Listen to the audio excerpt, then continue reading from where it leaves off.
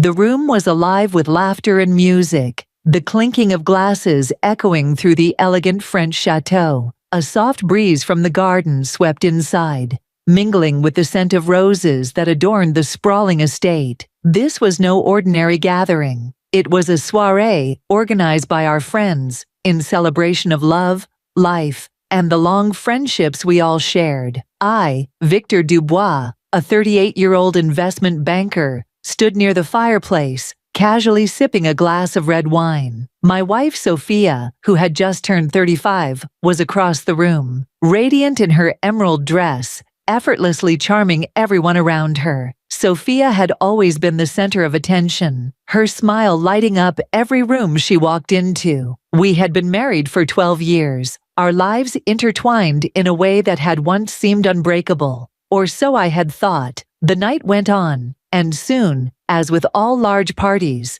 people broke off into smaller groups, conversations becoming more intimate. It was when I ventured into the garden for a moment of fresh air that my life took an unexpected turn.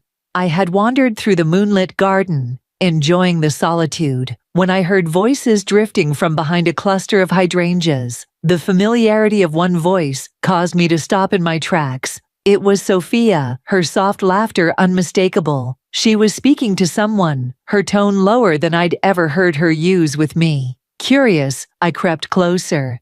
"I just can't keep pretending anymore, Emile," Sophia's voice whispered, carrying through the evening air. "I never wanted to hurt Victor, but I can't live this lie forever." I felt my heart slam against my ribs. Emile was my best friend from university. We had known each other for more than 2 decades, and though we didn't see each other as often now due to his frequent travels across Europe, we remained close. My breath caught in my throat as Sophia continued. "We've been together for almost a year now, and I can't keep living a double life," she confessed. "I love you, Emile, but I'm terrified of what will happen if Victor finds out." I staggered backward, nearly spilling my wine. My mind raced, the weight of her words crashing into me. A year. How had I been so blind? How had I missed the signs? As if compelled by some masochistic force, I stayed frozen in place, hidden behind the foliage, unable to tear myself away from their conversation. Emile's deep voice responded, equally hushed, but steady. "I love you too, Sophia," he said. "But we need to figure out what happens next. We can't keep sneaking around like this. If Victor finds out, it'll destroy him." I leaned against the stone wall for support, struggling to keep myself together. The betrayal stung more than I could ever have imagined. My wife, my best friend, the 2 people I trusted most in the world, had deceived me. Memories of the past year flashed through my mind. Her late nights at work, the sudden business trips, the cold distance between us that I had chalked up to stress. It had all been a lie. The party continued just yards away, oblivious to the emotional storm brewing in the garden. My mind was in a whirlwind of anger, confusion, and hurt. How had it come to this? The laughter from the house seemed like cruel mockery in the face of what I had just discovered. For a moment, I considered confronting them, marching around the bushes, demanding answers, and watching their faces twist in guilt. But I hesitated. Not here, not now. This was not the place for such a confrontation. Instead, I retreated into the darkness, my heart heavy, and my mind swimming with questions I had no answers for. I returned to the party, blending into the crowd, hiding my turmoil behind a polite smile. No one noticed the storm raging inside me, not even Sophia, who rejoined the party minutes later, her composure as perfect as ever. The drive home was agonizing. Sophia sat beside me in the car, talking about the party, completely unaware that I had overheard her secret. Her laughter felt hollow, every word she spoke ringing false in my ears. How had I never seen this side of her? How long had she been pretending? When we got home, Sophia slipped into bed, tired from the evening's festivities.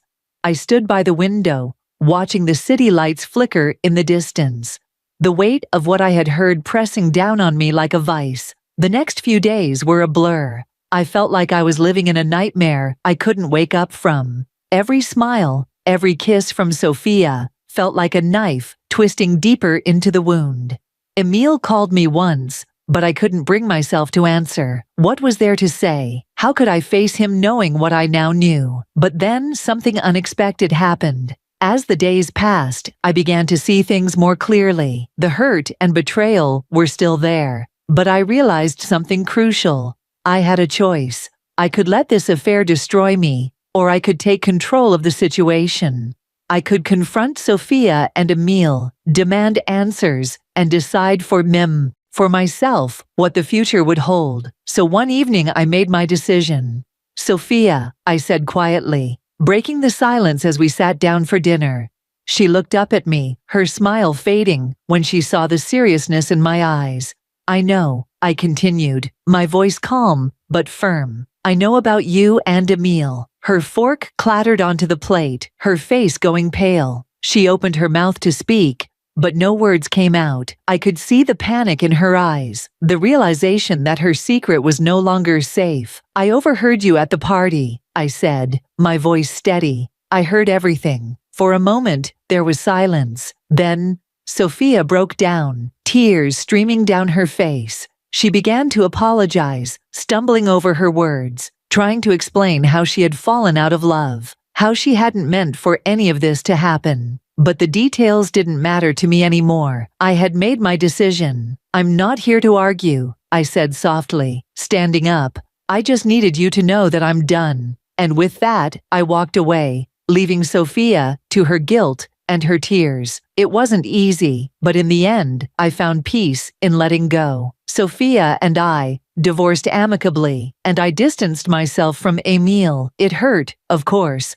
but in time, I realized that I deserved better. I deserved a life where I wasn't second-guessing everything, where love wasn't built on lies. Sometimes, we don't get the happy ending we imagined, but we do get a choice in how we move forward. If this story resonated with you, feel free to comment, share, or ask any questions. I'd love to hear your thoughts and feedback. Don't forget to like and share with anyone who might find this story interesting.